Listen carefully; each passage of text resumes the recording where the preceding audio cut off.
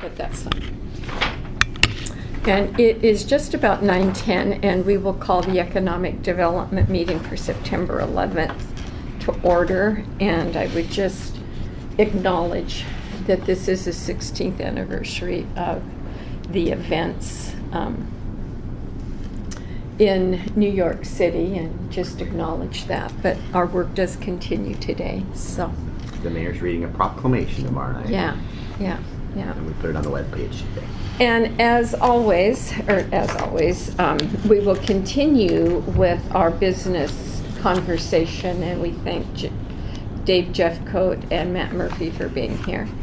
I do have, and was in the packet if you received it, and I will give it to Matt, information on our street usage permit and our street usage application form. This is also what we use for sidewalks.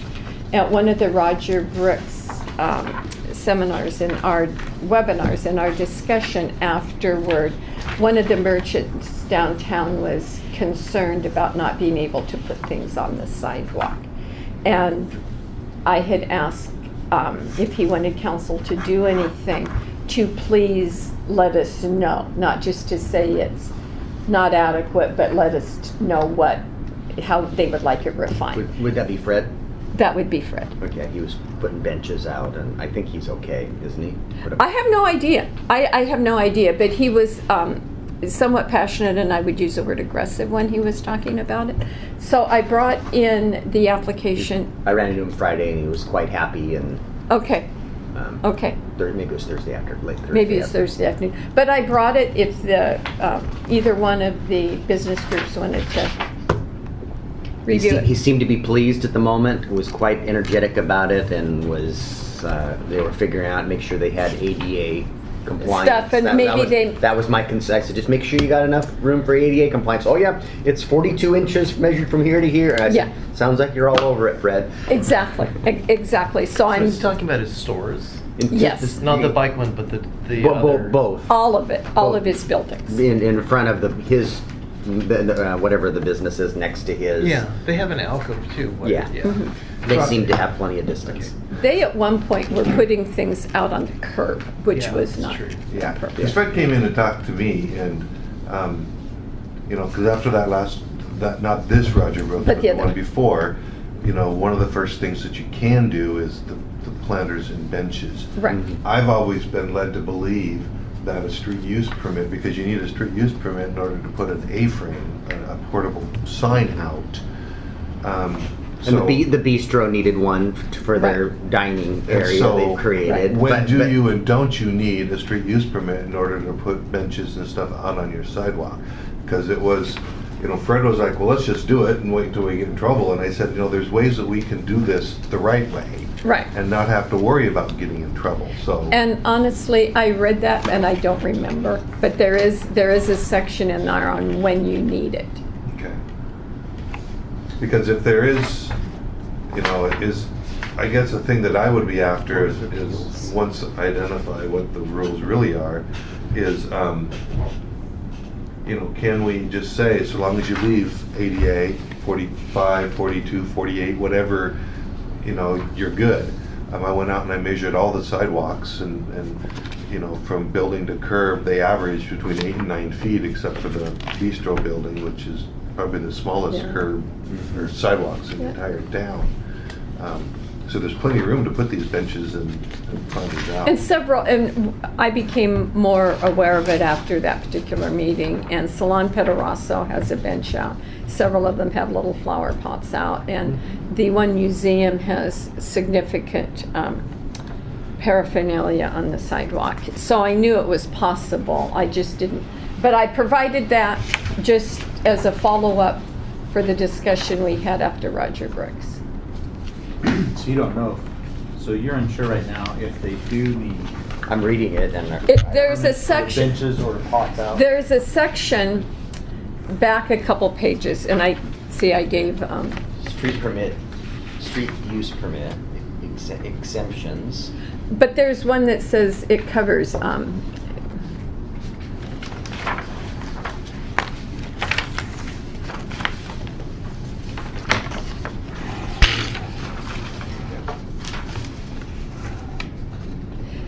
there's a section, 122407, criteria for approval.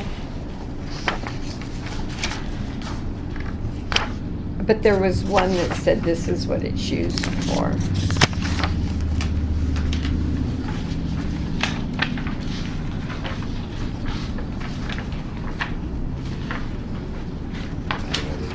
I'd have to.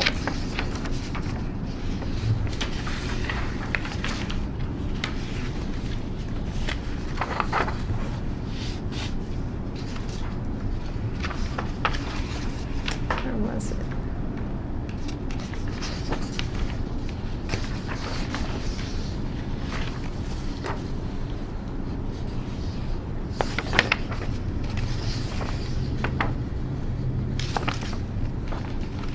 Appeals. Oh, if you look under definitions, all the way at the end, in fact, it's on the last page, it says use includes but is not limited to any of the following. And the first one says placement or installation of any marquee, awning, clock, newsstand, sign, barrier, sidewalk, elevator, door, side, or other structure. So basically, if you're putting anything Those on are the the things you sidewalk. need it for. Yeah. Fencing, scaffolding.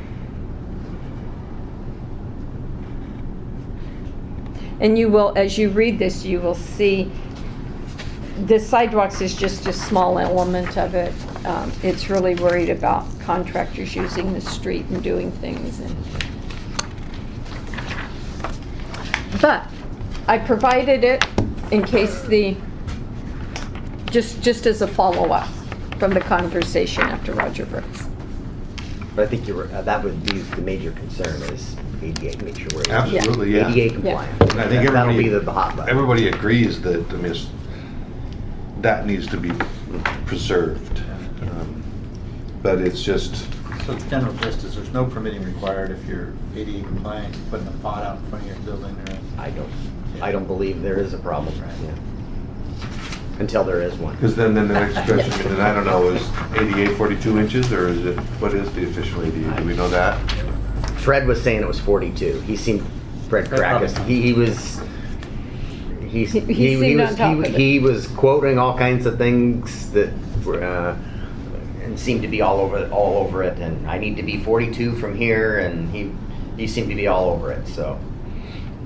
And you could always check with community Yeah. development, because I don't have that off the top of my head.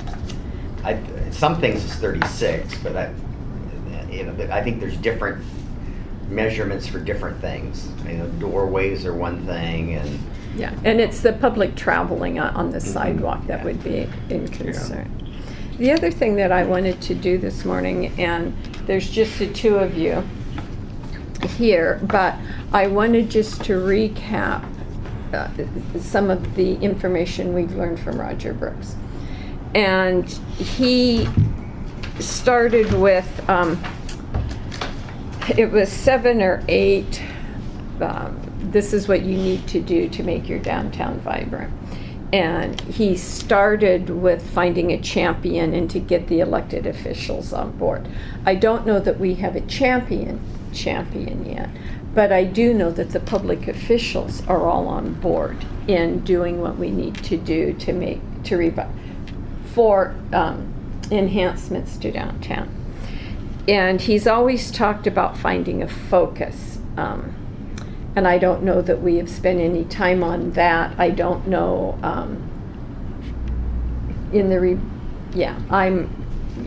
And he talks about getting creative.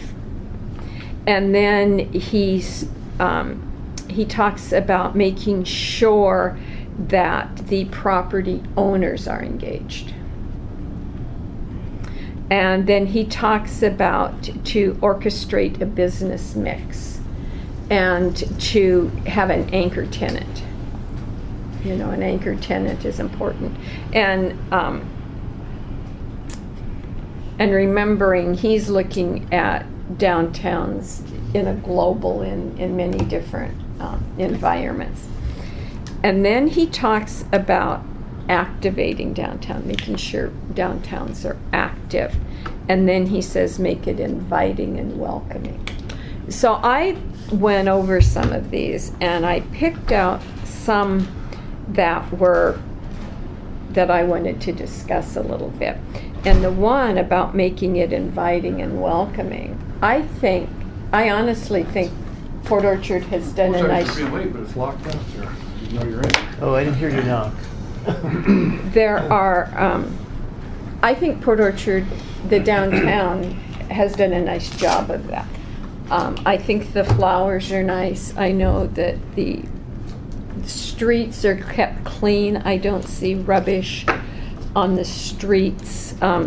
Except by the receptacles sometimes. Yeah, we've They got- are overflowing. It's gotten better. We've got money in the budget for new garbage New cans. garbage cans, correct. That turned into another procurement challenge. Okay. And I just it got so late in the summer, I just sat it aside until this winter. I've got a solution. We know how we're gonna go back out to bid for it, but it was, What was the issue? cost because of how we had to procure it, and it's just procurement. Mess. It's a procurement mess is what it is. And government, right? The state doesn't care what it costs. They want to make sure that that I'm not process is right. employing, that I'm not giving my friend Matt the business, and he's got to pay prevailing wage, and so if we go to the person that makes the garbage cans, Oh, you can't do that. I can't do that. No. I have to pay somebody $15,000 to deliver Oh, no. the garbage cans across the street. Because we have a local person that makes garbage cans, don't we? Yeah, we do. Yeah. So yeah. So, but the point is, I don't think downtown is an eyesore. I think much has been done. So I kind of checked that one off. Some of our building owners, particularly on the south side, could do something to do some deferred maintenance. But at any rate, I kind of checked that one off. So then I went up to work on activating downtown. And this is the part that I found very interesting. And we have employment centers downtown. We have, and I'm talking about downtown from Port Orchard Boulevard to West Bay. And we have, the county courthouse sits within that area. They employ 631 people in that complex up there. Now, I will admit and don't know the numbers of how many are there on a daily basis, but there's 631 people that are employed out of there, and primarily it would be your sheriff's department that is not there every day. Do they come and go from there? I don't know. The city of Port Orchard, between this building we're in right now, City Hall, and our permit center, employ 84 people. And Kitsap Bank employs 56 people. So you're talking, just with those three employers, close to 800 people that are downtown Port Orchard on a daily basis. One of my observations from our tour on Friday was, and I noticed that my wife and I visited Bothell also. Did you Okay. notice that McMinimans, how dead it was Oh, yeah. during the day? And Correct. I asked the planner there, I said, what? I said, I Right. just don't see any. I People. said, is this working? Right. I don't see any people here. He says, he goes, come here at 6 o'clock. Right. Or at 5 o'clock. Right. When everybody comes home from work. Correct. So you're spot on. We Right. have something already, and we need to add on to that. Right, what we and have build is. on it and not lose what Right, we have. and I didn't go to the trouble of counting the people that work at Titus Ford, or some of the smaller, some of the other, I just took what I saw were the three primary employment centers. And there's close to 800 people that are downtown on a daily basis. Our permit center services about 300 people a month. and Brandy was going to get me the people that we service in this location, but just real easy. The city has to bring 500 minimum people down to this area on a monthly basis. Our library averages 14,640 people a month to that location. In July, they had over 17,800 people at that location. And I had talked to Dave to get the employment numbers at Kitsap Bank, and they tally their foot traffic by transactions. But just, and Shannon Childs was going to try and get me actual foot number traffic. But when from my banking background, I bet that over 100 people a day walk up to that ATM. And I would suggest that over 100 cars a day go through their drive-in. And I think those are minimal numbers. I think they're light. I think they're extremely light. I bet there's 200 or 300 people a day go up to your ATM. And if you take into consideration Pokemon, Right. Sheen and Christmas, Right. come into the parking lot with that thing. Right. And Upstairs back here. that's not counting the people that are actually going into the building for business. And I have not contacted the port yet to find out how much activity they have. But I know that we have 6 marinas on this waterfront. Now, the 2 that are way out there, Kitsap Marina and Solden's, aren't not necessarily walking distance to downtown. But there's quite an audience in these boats. So and then, The children's park down there. I mean, now taking into consider sometimes it rains here, right, but if it's not, a lot It's of days always are just busy. Anytime I walk down there, Right. there are 10, 15, mothers and children down down there at that park down there, Right, and- on a daily basis. and to follow on that, the dance studio is just an afternoon business typically, but most of their clientele are young people that are having parents drive them in. And CrossFit Gym is open in the mornings and the evening, and they're bringing in an adult audience. So that's just people that are here daily, that are here daily or monthly. And when you add to that the festivals that are put on down here in the summertime, we're doing everything that Roger Brooks has offered us to do in his webinars in one form or another.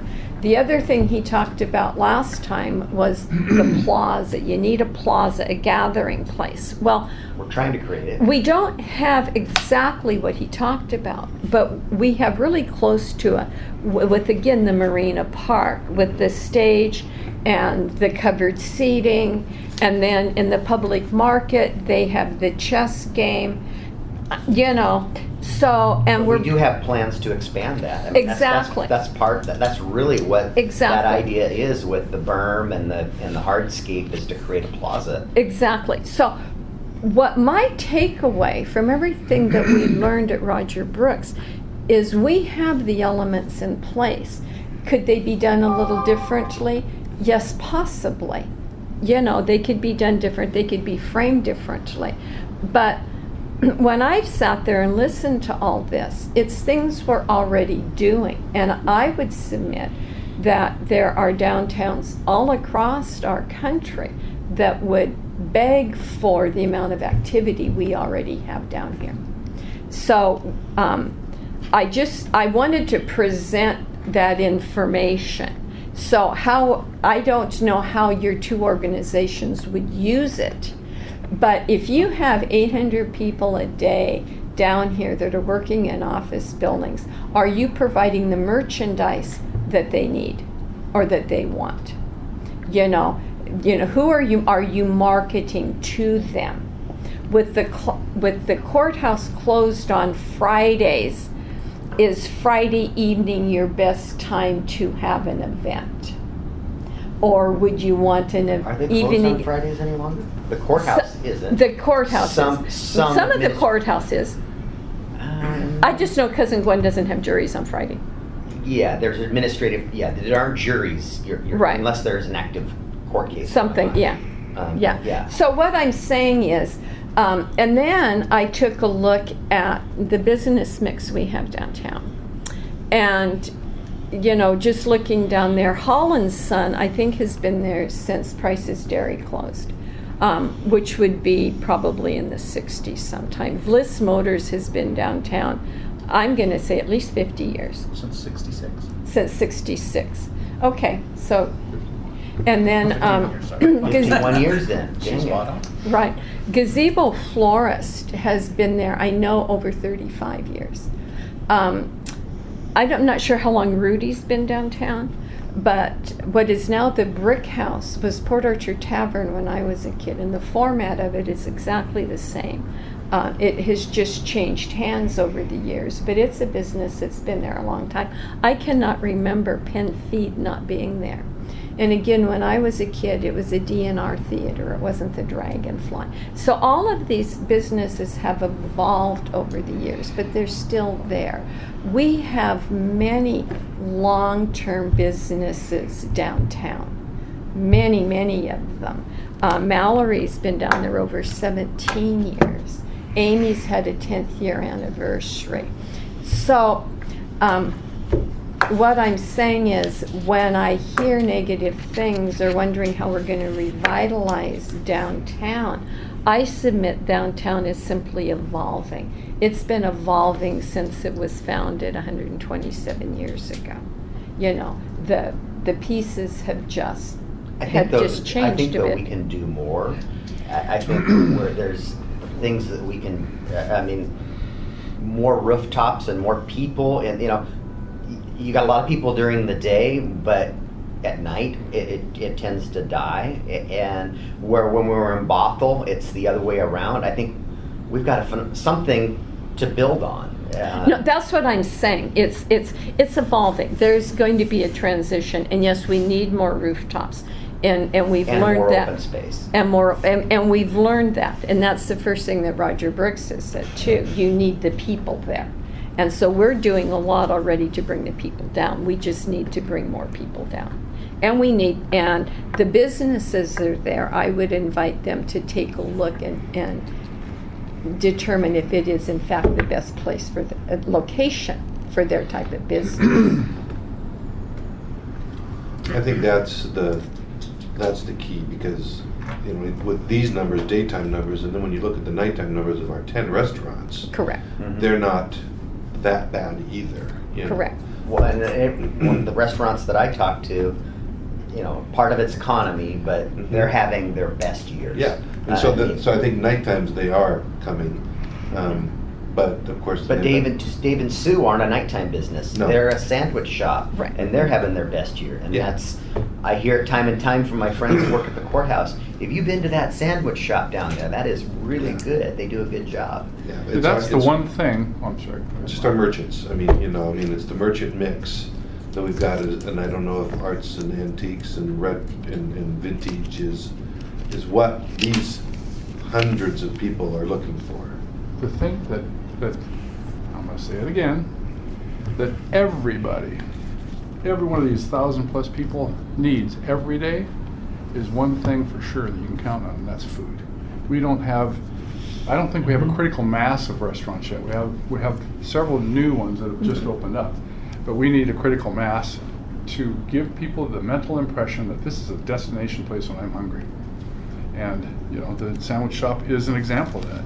But I would encourage us to think along the lines of encouraging that type of business to come to downtown, because it's something people need every day. A bigger piece of those is our rooftop. And part of Friday's exercise was about we need to become more dense, but our design standards aren't what they need to be, because our contractors and builders tend to do things on the cheap. So that's why we need better standards Exactly. before we relax. Our Los Cabos site, we would love to have a project on it. It's 10,000 square foot pad. Our code right now would allow for 5,000 square foot units. There's no demand for 5,000 square foot apartments. Our code is Well, we're gonna take ridiculous. care of that, right? That's you guys. That's it. That's But the I- city But council. I that's guess- the path we're headed down right now. That's where I'm trying to get us. That's where I tried I to don't get think us. anybody here is gonna argue with that, not a bit. What I would I got say. pushback. Well, I don't know who, not from me. What I would say is that when this one, get your city electeds involved, the city has been going through an exercise the last couple of years for our, it was chapter 16, anyway, over in our code, and we finished that, and now we're working on density and design standards and an additional code. So the city is on board, and we're doing our education right now before we make decisions. That's true. Yeah, and that's what we're doing. And so this process may take a little while, but I think that we're on board to have it done within the next 6 months to a year, because we understand the building cycle also. And nothing, I can't imagine, if any of our properties sold or a developer came in, they would be ready to do much for 2 to 3 years. So I think we have an opportunity to get in place the codes we need and the standards we need to be ready for when the developers would want to do something. I've also heard from some residents who have the perception that there isn't much to do downtown compared to like Paulsville or Gig Harbor. I've heard from people saying that they wish that when their kids visited Port Orchard that they would stay and go to our downtown, but comparatively they feel there's nothing to do. And I'm wondering if maybe it's a perception. Has, you know, the POBSA considered a direct mail piece advertising what is here, just reminding people. You know, what I think, and we talk about that a lot, is, I mean, I think it's the lack of consistency in the businesses. Of the downtown. hours, maybe? The hours, Yeah. the hours of operation, and having people being able to come to Port Orchard and have something, and know that the businesses are gonna be open and active, like you're talking about restaurants, bring in more restaurants, great. But then the businesses aren't open to take on some of that business when you're bringing people in, you know, it'd be nice if we could get it more I think active. it's messaging. It's messaging what there is. Let's not focus on what we don't have. Let's focus on what we do have. And I think that's, you know, that's one of the things that we want to focus on is this, you know, the shop local, you know, working on, you know, some type of loyalty app for the town, you know, and, you know, trying to figure out how we can put something like that together. You know, when in reality, the downtown merchants, there's probably 5 downtown, maybe 6 downtown businesses that belong to the chamber. You know, so, you know, trying to do something that benefits everybody, and you know, yet not cost us a lot for that particular area, because you know, downtown is, Port Orchard is more than those 2 blocks. You know, and you know, just getting people to shop local. And then I think you're right. I mean, people don't know what's down here, and helping to get that word out more. Candy shop's got new owners. Whether What are they it's- doing to market their new business, and Yeah. how are they changing their business plan? Yeah. And so whether it's just Are they more trying to Facebook chamber posts commerce? or Yeah. you know, things like that, how can we get the word out that this is what's down here, and then get the merchants that are down here that don't belong down here to you know, to get the locations to turn over into something that people want. I would say too, just, I'm not so sure it's POBSA or the chamber's responsibility to market those individual businesses. Those individual businesses. Or the cities. Or the cities, they need a marketing plan. They need to know what their business plan is. It is up to both your organizations to market, should we say, the area, or, I don't know if I'm making sense with what I'm saying. I had an interesting conversation Saturday evening with Melody Sapp, who was executive director of the chamber for over 20 years.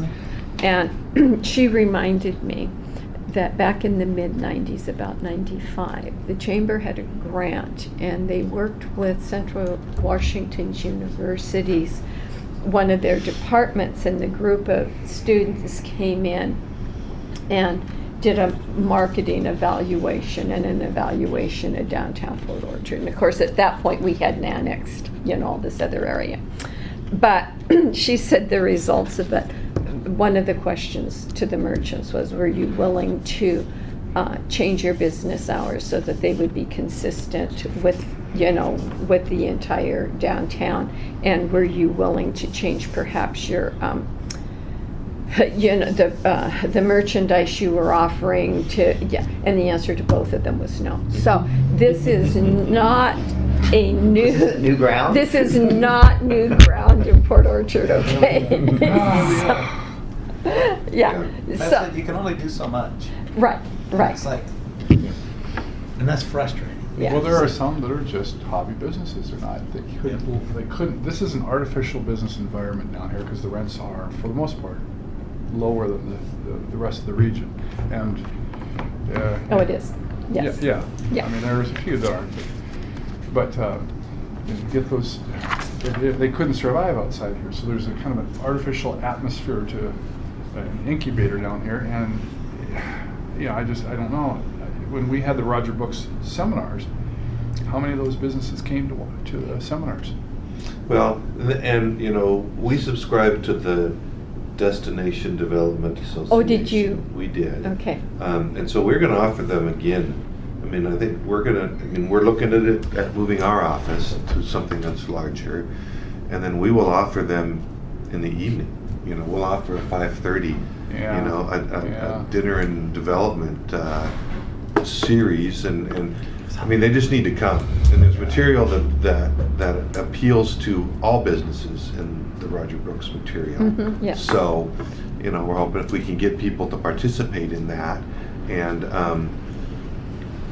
take it to heart that this isn't just the city saying you need to do these things or the chamber saying that you need to do these things, but here are, it's like, here's somebody that we're paying to tell us these things. It's like, if it's free, it's not worth anything, But, so hopefully we can get businesses to, listen again. I mean, I posted it on Facebook, and this last one, I had a lot of engagement, and I was surprised that we didn't have more. There was only 3 of us at this at last week's thing, and and I had a lot of people that commented on it, wanted to know where it was at, and I mean, maybe 8:30 is too early for some people. I So think that might be the case. You can only see that one time, right? It's only at that time, it's not. No, it's made available for a week, isn't it? So you could do it anytime. You could do it evenings. but now we've got a subscription to it, Oh, so do we you? can see them whenever we want to. I'd like to do that, because I had a conflicting meeting every month Yeah. at the time.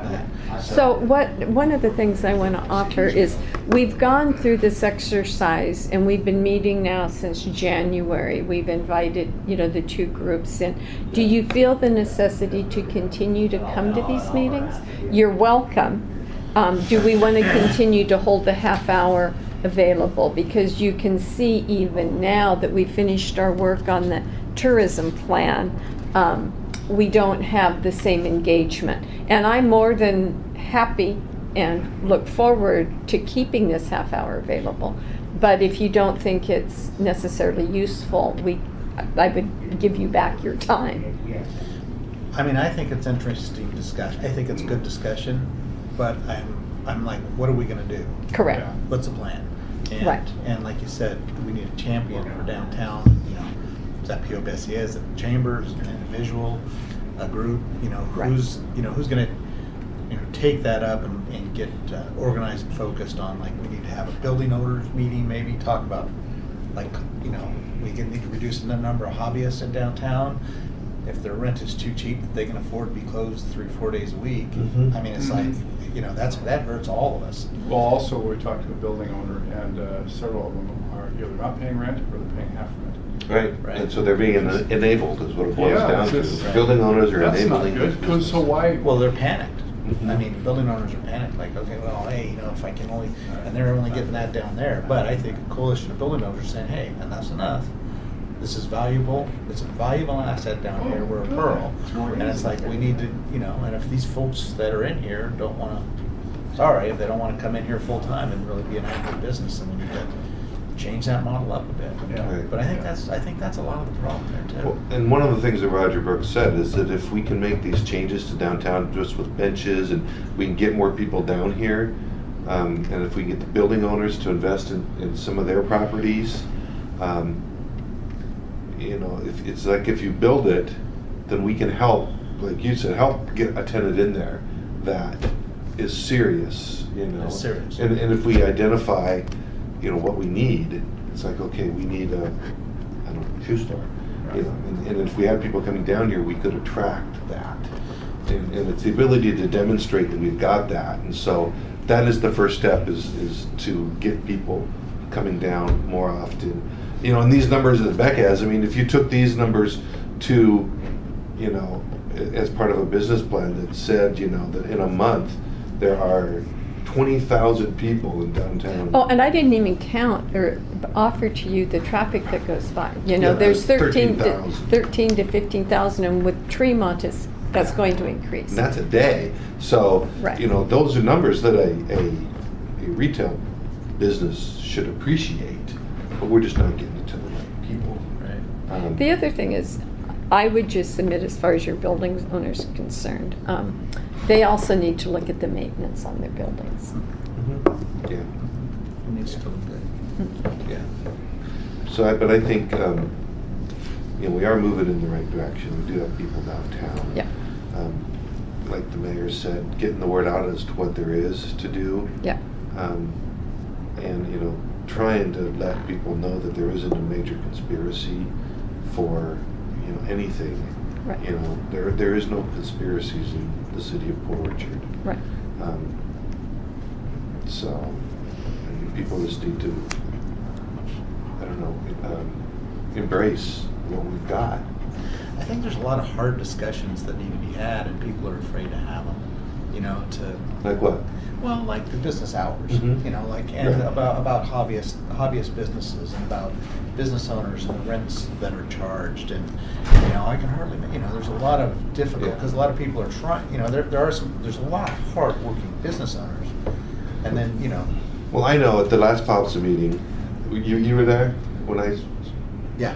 you know, I got both feedbacks. Some people hate me now, and some people were like, "You go, boy," you know. Yeah, well, that's what I mean, is that there's a tenderness there. It's like, Yeah. and you know, that meeting, that POPSA meeting, I thought was a great meeting, because Got people were being discussions vocal. going, Got discussions absolutely. going, and some people get a little defensive. I'm like, hey, no. Come Right. on, come on, let's talk about it. Get it out. Let's talk about it, but let's look for solutions. Don't just, Mm-hmm. you know. And a lot of them were like, well, why don't you come to a meeting? You got a lot of good ideas, you know. Be involved, you know. And it's like, you know, that's a lot of that. It's like we need more involvement too. And it's like, hey, if you got a problem, let's talk about solutions. It's not right about it. Correct. But I Correct. enjoyed, you know, yeah, we got some good debate going, you know, Mhm. and that was fine. What you stood up and did, that was great for me. I was like, you know, I said, let's get it out. Yeah. Mm-hmm. Because I think there's a little bit of sensitivity down there, and blame, you know, I think, you know, we need to have more constructive meetings let's have some of those meetings and get it out and talk, and have the real business owners and building owners. We need to have a building owner meeting maybe too. Well, that's just what, Yeah. yeah, Yeah, that's a right. good idea. And we need to figure out how to get organized through a champion, and we'll figure out who that champion is. Well, that's the thing, is at the last Roger Brooks meeting, you know, he came up with, you know, all these things that you can do, and we're talking, you know, $25,000 to do this, and that's a shoestring budget in his Right. in his speech. 25K and 100K was shoestring, you know, and he basically said, yeah, that, you know, your Bay Street or your association needs a full-time person. And it's like, yeah, you know, in order to get somebody, I mean, because Kathleen and Bobby and I mean, you get to put in lots of hours. I mean, the Right. equivalent of a full-time person, but it's not your main focus. Right. Right. And you know, and so I don't know, you know, who it could be that would step up and take the whole 9 I yards. think we have to bridge a gap. I don't think we can afford that. Mm-hmm. No. Yeah. No, it'll be a volunteer. It'll be a volunteer for a Well, while. some of these, Mm-hmm. and we just need a retired business person, you know, somebody that's what's a CEO, you know what I mean? Because I Right. think that's what the way Gig Harbor did it, I think. Right, right. You know, with the Main Street, we talked about Main Street, we're gonna get Right. a 60,000 budget to start Main Street to have. Right, Because because you have to have a the person, full-time person, yeah, You know, it's, yeah. you know. So I'm playing with a new website, and it's, right now it is just playing, it's called kitsatbiz.com. Right now I've got a page on there called Snapshot Prep Test, and all it is I've got every business, every building, and if you click on it, you can find out, like we take the Bay Street Bistro, for example, if you click on it, it tells you what business is down there and the address of the owner of the building. You know, so we're working on getting There you go. getting more, you know, if I put the phone numbers in and you know, so it gives you the business, the business address, the person who owns the building, you know, putting together a database like that, and then it's got the vacant, you know, lots. That's and- it, Did you yeah. create this, or is this one you No, tapped I into? created this. Yeah, but this is just rough prototype right now. So, and then on a computer it looks much better. But it is just a practice thing that I'm working with to, you know, because I would like to get an inventory of the businesses and the business owners and the vacancies. So that when somebody comes into town and wants to open a business, they're like, you know, a lot of people don't want to talk to a real estate agent first thing, you know, because then all of a sudden they get all that pressure. But if we had a list of the vacancies, you know. So what I'm hearing is you two are in favor of keeping this half hour? Okay, we'll do that then. But I think we've spent well more than a half hour on it this morning, so we'll go ahead and go into our regular agenda. And I'll turn it over to Fred because you had the Carter's Chocolate as an agenda item. I was concerned about Carter's not having their lease renewed because I have heard from many people who feel they are a draw to the waterfront. It may be Pokemon, it may be just the visibility there. And I was just puzzled why any landlord would not renew a tenant when there are vacancies on Bay Street. And this sort of dovetails with, I think, number 3. Carrie, the planner, I asked her to sort of, I think she provided this sheet. Which, Yes, she did. Okay. That was- Just to get an idea of what people are asking, and it seems to me that if I were a landlord, and obviously I have a very different mindset than Mansour, if I were not going to renew a tenant, I would try to put them in another vacant location. This suggests that the bakery is available for $3,200 a month. I have no idea what Carter's is paying for their rent I don't either. at the market. I think Carrie also invited Carter to come, and I don't know if he was available or not, but what was also a concern to me is that I know that Bremerton has been rolling out the welcome mat for Carter's. They felt that not only did they have, a few council members talking to them, their economic development person, what's his name, Jeff? Jack Edwards.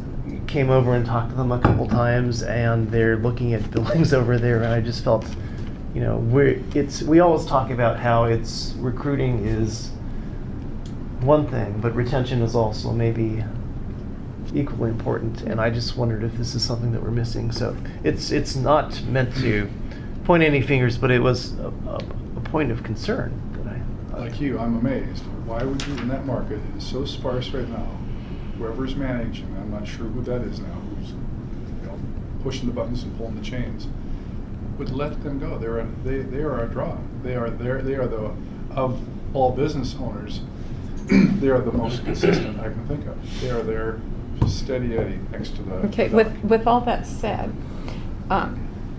because I think we all like Carter's Chocolate, I don't think there's any question about that, and they are a draw downtown, and we have all that.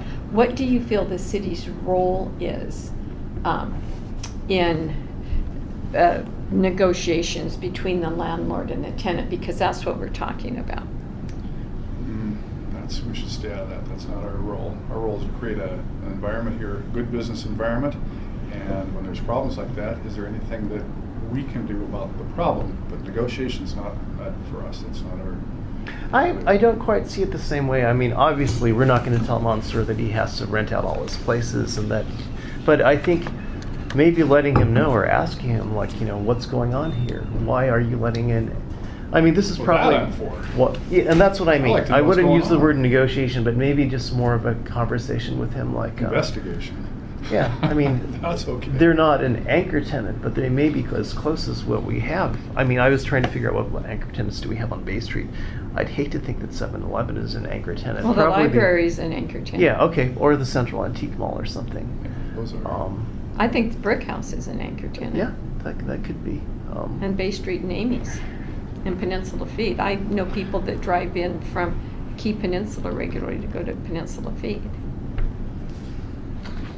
So I just wanted to put it on our radar and at least let people know that it is an object of concern.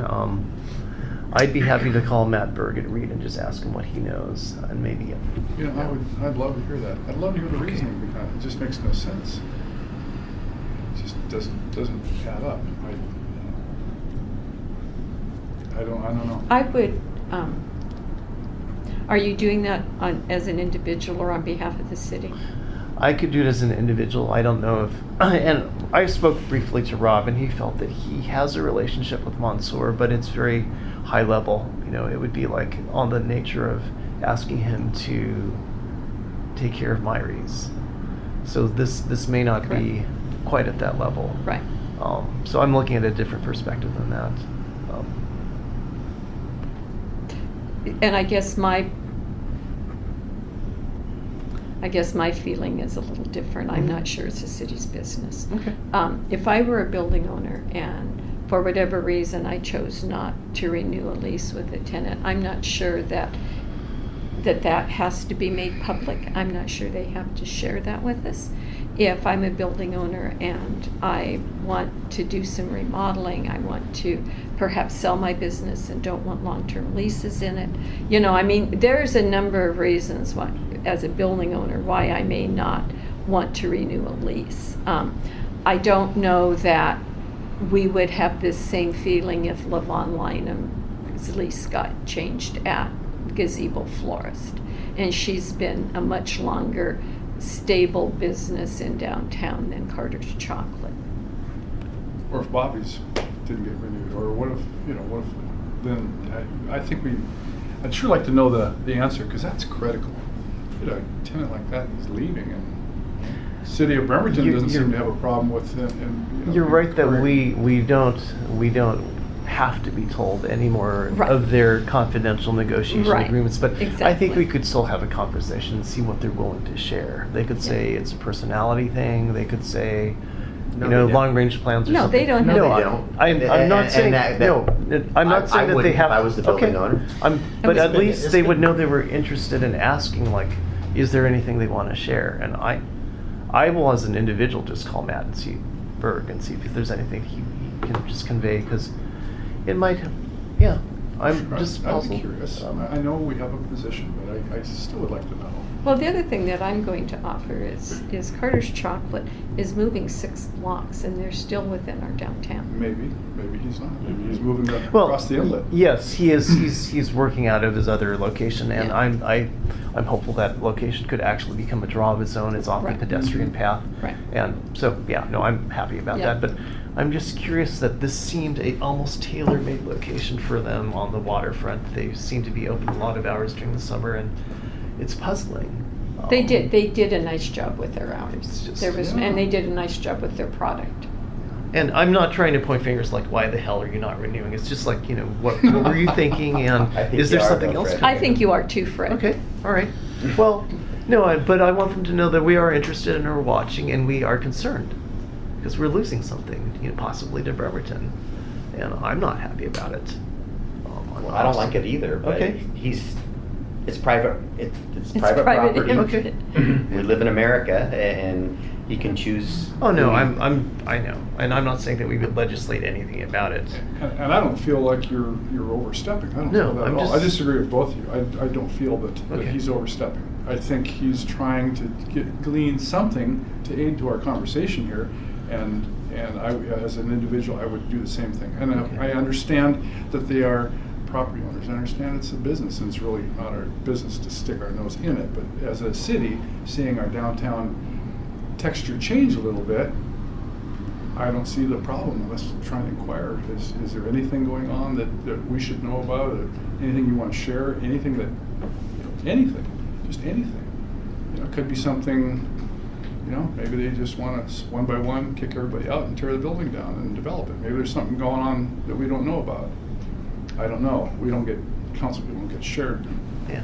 That This kind is of not, information. okay, well, I appreciate the opportunity for Yeah. discussion. Yeah.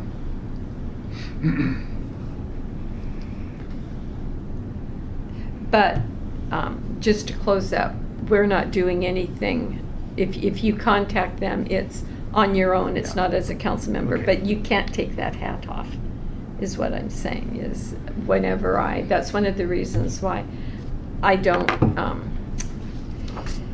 solicit sponsorships except those that I have been doing on an ongoing basis since I became a council member, because I don't want to show any or people feel any pressure because I'm a council person and I'm asking them to sponsor something that they should do that. I know. I hear you. Mhm. It's a kind of a thin ice one. You have to be real careful Right. about. So the sponsorships I do, primarily for the Taste of Port Orchard, were well established long before I became a council person. Yeah. Because you are a council person all the time. I don't think, I appreciate what you're saying. Yeah. I don't think asking for information is the same as asking for a sponsorship. But, Yeah. but no, I think I will try to be, and it'll be a conversation very clear. Like, I don't represent the city. I'm just interested as an individual if there's information you can share about this. And it could be that there isn't, but Yeah. I just, As a chocolate eater. That's right. We know what it's That's right. really Chocolate about. addict. You don't want to have to walk any further for your chocolate than possible. Yeah, yeah. But I was curious, Mayor, did you see, Carrie had put, Yeah. Some- We and have we have the what- least, I guess, we have the best value per square foot, I believe, in the county from my experience as a banker. I was gonna say, Dave, would you disagree? Not disagreeing, it's pretty smart. I was gonna say, I thought, a few months ago, I had a conversation with a local realtor that, a commercial realtor that was leasing some buildings, some properties up near, Sydney and Sedgwick, kind of by the Albertsons, where those new apartments. And they were talking, I'm gonna say $12 to $15 a square foot. That doesn't surprise me. And around the hospital, I know when I was, my wife had a small business, professional office space. The hospital building there is darn near Silverdale prices out there on, some of that on Tremont. Yeah. As bankers, you guys know the real world. Oh, yeah. But downtown here, It's it's, like Jurassic but on the Park. other hand, you've got an older building, you're gonna Right. put a heck of a lot of money into it for tenant improvements. Improvements, yeah. If you can maybe you can get your landlord to do it, but Most of those buildings are just, once Yeah. once you get started, Uh-huh. you want to move a Right. door, you want to put a new door in. Oh, well, that door frame isn't quite right, you're going to have to short this Right. up. Once you do that, this cascade of events, Right. and pretty soon you might as well that's knock it why- down and build a new building. That's why the bistro's got paper for so long on There you go. what he wants to It's been do a as year. a wine bar. it's been a year, yeah. It's the scope keeps as they continue to work through the process to make the tenant improvements, the scope creep just keeps happening, and you scratch your head. Didn't that happen with the bakery too, with, With the yes, so the restaurant that wanted to go in Yes. there, and it was cost prohibitive to do the tenant do the improvement? tenant improvements for the what was going to go in there. Yeah. So it's challenging. John Carlson, wasn't John that? Carlson. Yeah. It says there's one Silverdale building on here. Now, I didn't pull the data. I don't know why. well, it says Silverdale Way. Yeah. Commercial building on Silverdale Way at $1.55 a square foot. Maybe as a comparison. The comparison. So is that, so that's an older type Silverdale. But look at the pavilion at 40 cents. at 40 cents. That's a big building. I mean, Yeah. well, that's Mansour's. Yeah. Yeah, Yeah. but the market's been improved, and so it's less than obviously Silverdale, but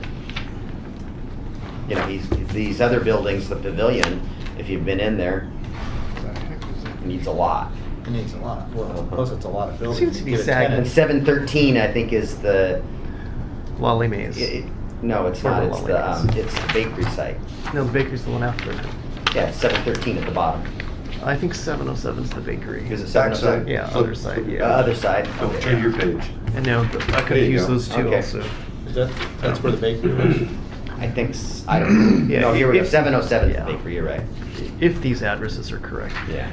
I actually had a conversation with, I think her name is Tamara Beveridge of the assessor's office. Okay. And they're doing an assessment of all the commercial buildings through the county, including Bay Street. And I mentioned this to Rob because apparently they went into one merchant. It was the front porch, and the merchant did not understand what they were doing, that they were assessing the building, because the assessor terminology is different. She talks about the quality of the building and what she Mhm. predicted its lifespan was. Right.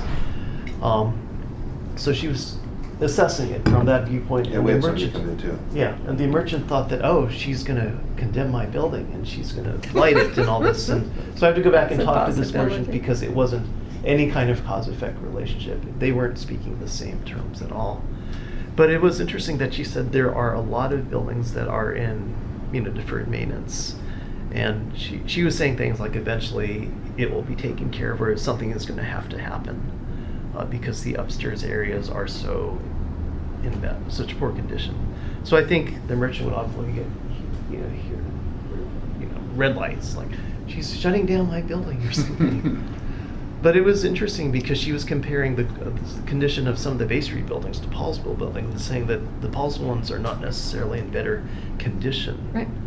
It's just that their market is so different, that they I have think no the vacancies. bigger factor is our code needs to get fixed Oh, of before course. anything's gonna happen Right. for anybody to renovate Right, or, right. or redevelop sites downtown. And once the market swings and it pencils in, some of these buildings are worth saving, some, It's impossible. possibly aren't. And, getting some activity going that make it pencil to put, it's expensive to remodel, Right. and I think it's gonna be some redevelopment that happens first before we're gonna see, an old building, somebody pump a whole bunch of money into an old building for its character and charm because it fits their business model. There aren't a lot And of it's- buildings that you can do that to. Most of them Yeah. are It saturated. also seems that the logical party, and I don't mean to point fingers, would be for the landlord to be the one doing the improvements, because I'm concerned about some of the tenants putting in a lot of major improvements only to find that they're, Oh, agreed, but it's, and I'll name names. It's like Fred. Fred owns yeah, the what what in my mind is the old Blanchard's department store building, which is Wisteria Lane and Sugar Daddy's. And then he owns his side, place, yeah. which is Geiger and those other two. Those are two of the buildings that has the most deferred maintenance downtown. And they, and so when It's not just Mansour. Mansour owns a lot of property downtown. Right. And he's not a developer. No, He's not going to it was pulling teeth. We got him to do Myries. That was Right. pulling teeth, though. That was tough to do. Right. But we got it done.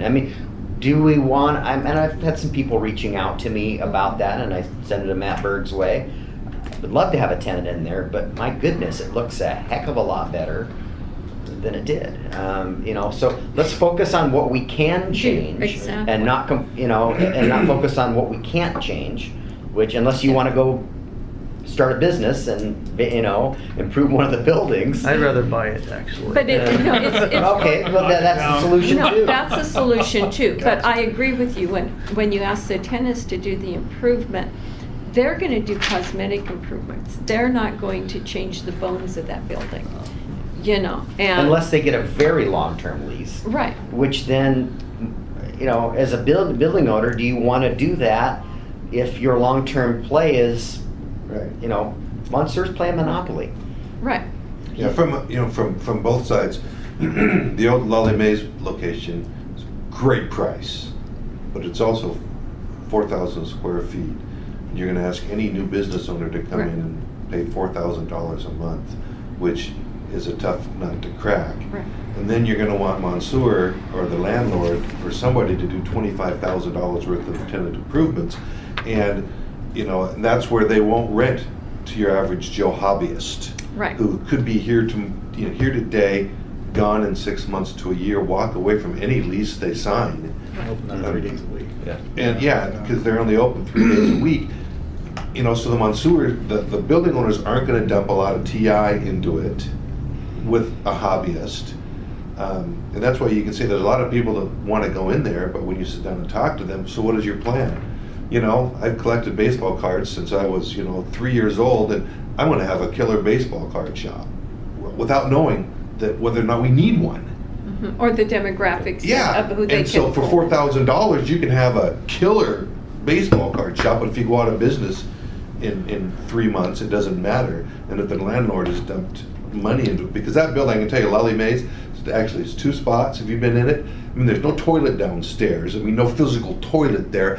The different textures of the walls, and Yeah. I mean, it just needs a whole boatload of work. And he's not going to foot the whole bill for it. And the imagination of a lot of business owners to say, I can see it now. I can see this wall that way and this wall that way. That They doesn't. don't want to come put That doesn't money into exist. it, like you said. Yeah. They want So, to spend it paint. once again, we need to focus on What we our can do. design standards Right. and Yeah. fixing our code. That's what this- That's what the That's city's what role the is. city can do. Streamlining the process. You know, and I don't know, correcting it. I don't know correcting that the it- process is more than streamlining. Yeah. We have Well, that is regulation what I mean is the regulations, everything. need to be changed, and Friday was a big piece of it, getting visualizations of what could be. You know, and we had a couple of examples of residential for out there on the backside of Bethel corridor and into Bethel corridor, and we had a couple of examples of downtown.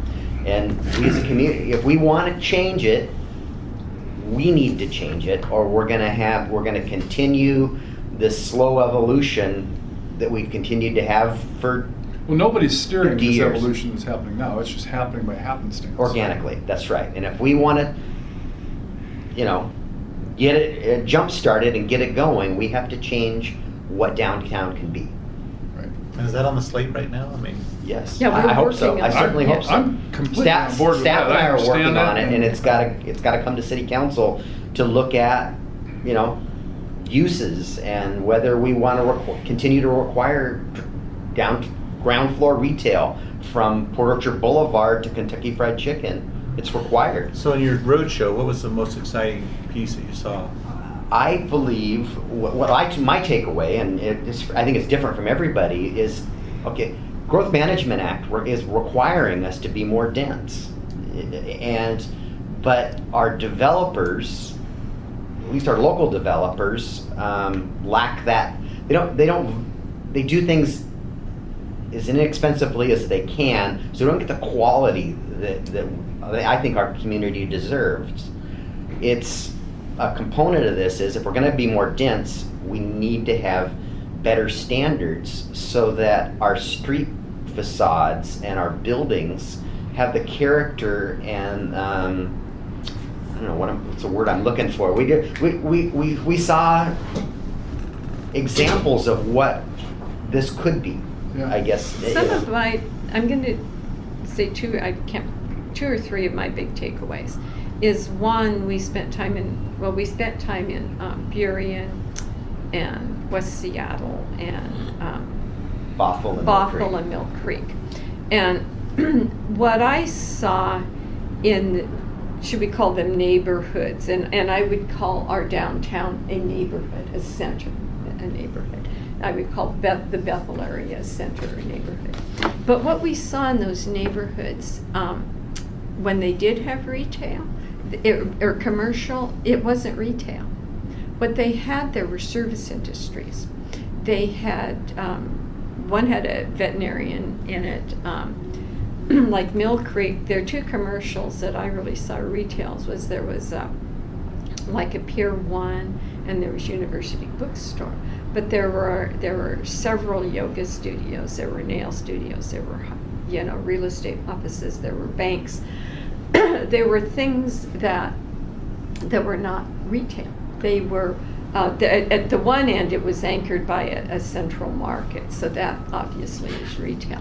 But it was what these people need to function. And then I thought about downtown, and we've got we got CrossFit down there, and we've got Rose Nails has been there for at least 15, 20 years, and Salon Pederoso and Sugar Daddies and the other hair salon. We have part of that, but it wasn't retail like like we think. The other thing that really grabbed me, and Nick spoke to this, is in the city of Port Orchard, the smallest square footage of a lot you can have, I think he said, was like 3,500 square feet, what just seems extremely small. And we're to talking me. residential. We're talking residential here. But in some of these places, they go down to 1,500 square feet for the footprint. And the quality of construction is much nicer than ours because they, Less land, more building. there's less land they're buying. And so they can put more homes on it and make up their profit margin and put on a quality construction. The other thing I noticed with that is because you're just going, oh my God, that's so small. But all of the areas have a bit of green belt. But they do a lot with landscaping. An open space. And open space, yeah. And we just did a residential design standards, which I was a council member that had some pushback on it, because I felt some of the things that we were controlling could have been taken care of with vegetation. You can't have a fence now on an arterial that is unsightly, or the bones of it is Maintenance side of the street. the maintenance side of the street, where had we required some vegetation in front of that, they could have still built it that way. But we don't have anything in place that requires anyone to maintain their vegetation. So, but you notice that these homes that are, they're 1,500 square foot homes because they go up on a very small lot. But Turned in, so 6 units, 6 houses, but the front porches were on into a common area on a sidewalk. Yeah. They were alley loaded, so, and then speaking to the commercial, it's modulation, it's architectural Right. features. Bothell spoke to it. We've got density requirements, like as I said earlier, that require 5,000 square foot units. There's no market for that. Well, let parking and heights control density. Yeah, Many Bethel cities just doesn't have a remove the density Right. requirement. I think and let the market drive it. I think there's a market for 600 and 700 square foot units, 1,200 square foot units, and Absolutely. 1,500 square foot. But that's my opinion. I'm not a developer. I think for I that agree to with you. pencil on for our Los Cabos site, somebody's got to be able to put 8 or 10, maybe even 12 units a floor. There might be some penthouse units that are up on the top that are bigger, that have rooftop patios and that type of stuff. But we've got to put some regulations in place so that get us the quality, but get out of the way of the market. Quit trying to control the marketplace. the other I thing that agree. was of interest to me is some of the areas we went into had mixed use, mixed use structures, and none of the commercials was filled. Yeah. The commercials were all empty. The residentials were full, but so I it keep pointing takes. to, I keep pointing to West Bay. Right. That will never redevelop as long as we require the whole ground floor of it Oh, to be retail. yeah, it can't be. Then we need to allow walk-ups and let the market dictate how much retail it needs. Right. And maybe we need to preserve a block or two downtown that we truly want retail in. That's for the So is a nail process. salon, is it considered retail? No, no, Okay. It's a service. that's service.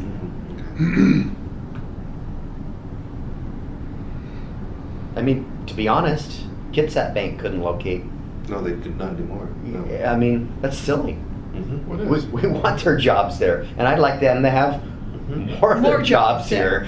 here. That will feed the businesses, the restaurants. Right. Yeah. What we're trying to create. I don't know where you're getting pushback on that, but I can't imagine. It just seems to make total sense. The same I thing, don't think we it'll be an hear, issue. we hear via Facebook, if you bother to read that, which I rarely do, but there's pushback on what's happening with Bruce Titus. And no one sees the economic value to that, and the number of people. That's a destination. That will be a severe quite a destination and a much of a draw. And so the restaurants should feed off of, people coming in and out of Bruce Titus. Yeah. Sandwich deliveries to the, Courthouse yeah. or down there, right? There's your business friend. Yeah. No. Dave has something to say. No, just No. thinking, Okay. taking it in. Mhm. Yeah. I think clear, logical minds will prevail when you're talking about those regulations that we need to. We are going to feel, Arrest. some folks aren't comfortable with our community changing. I'm just, Bingo. Yeah, absolutely. Anywhere in the planet you do that, you're gonna find those people, but we have a better vision. We can- so, and we can't let those few people. No. I mean, when it's been it's been a year and a half since I was outdoor belling, but that's what I heard time and time again was, when are we gonna change our downtown? When are we gonna fix our roads? I heard a number of things, but we've gotta make that's what you're elected to do, is to make those tough decisions. That's right. We're the ones that are, as the old tired cliche, we're in the weeds. We see the details. And it's our job to say, okay, we're immersed in this. You're not. Here's why this is a good idea. Here's why we need to do these things. And I agree with you. Those things must be done. They need to be done. Or we will sit here and have this conversation until they haul us out feet first. Nothing will change. It'll just evolve, but it won't get any better. It'll just be going around in circles. And those things need to be changed before any meaningful, big change can happen downtown.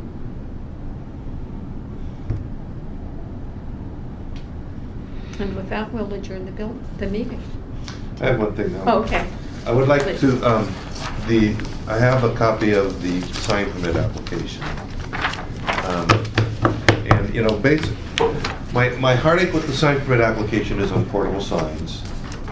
In order to do a portable sign, you need to do your scale drawings of the property, scale drawings of your facade. There's a lot of work that goes into getting a portable sign. The new sign code has made it easier, it has widened where you can do them, but the process of getting them hasn't changed. And, it's only $35 to get the sign permit, which isn't unreasonable. $25 for the sign permit, $10 for the technology fee. But I would like to see if there's some way that the portable sign process can be streamlined, to not require so much scale drawings and paperwork to get it, to allow somebody to have. What would you suggest?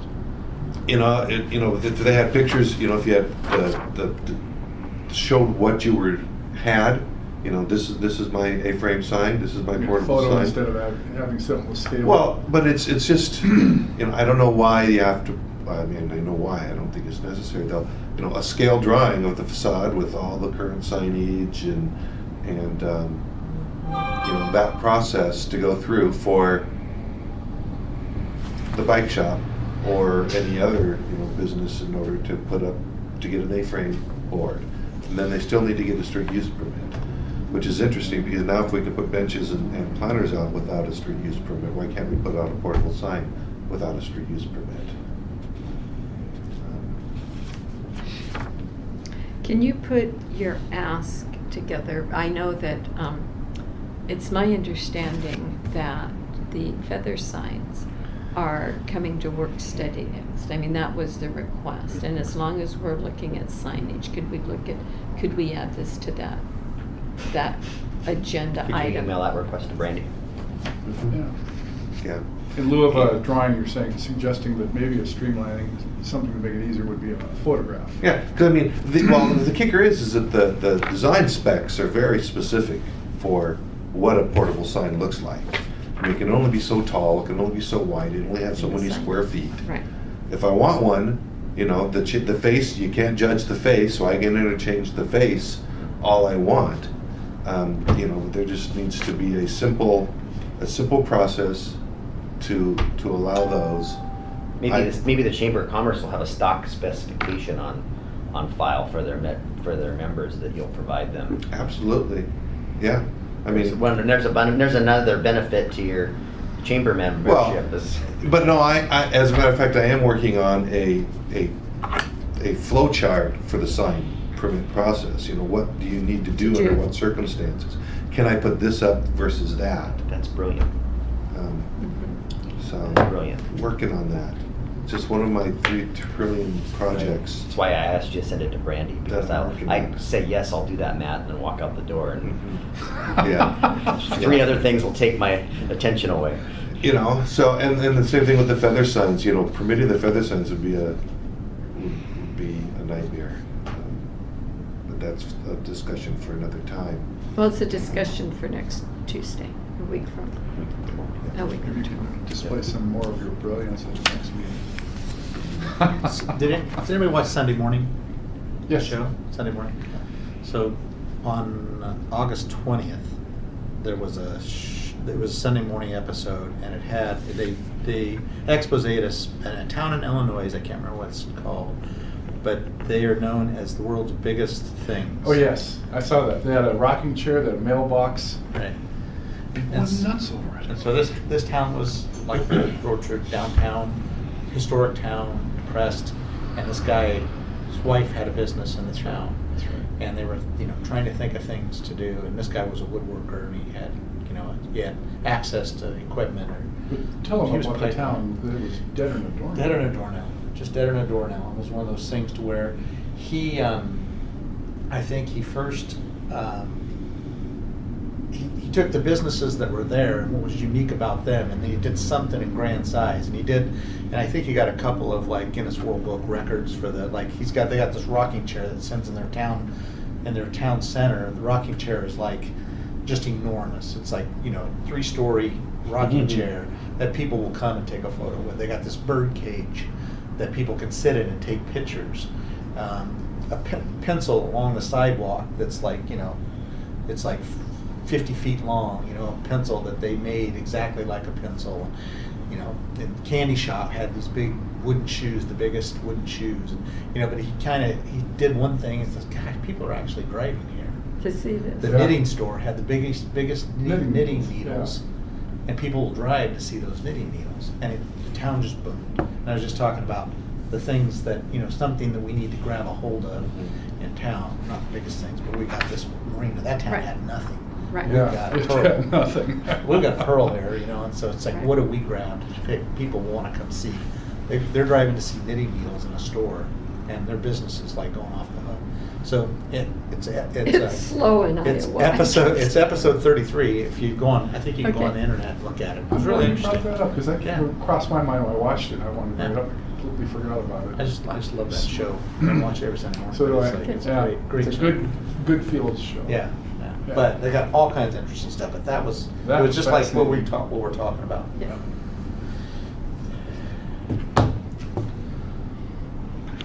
I think I'll move on. Yeah. Kind of like that. Now we'll. Okay.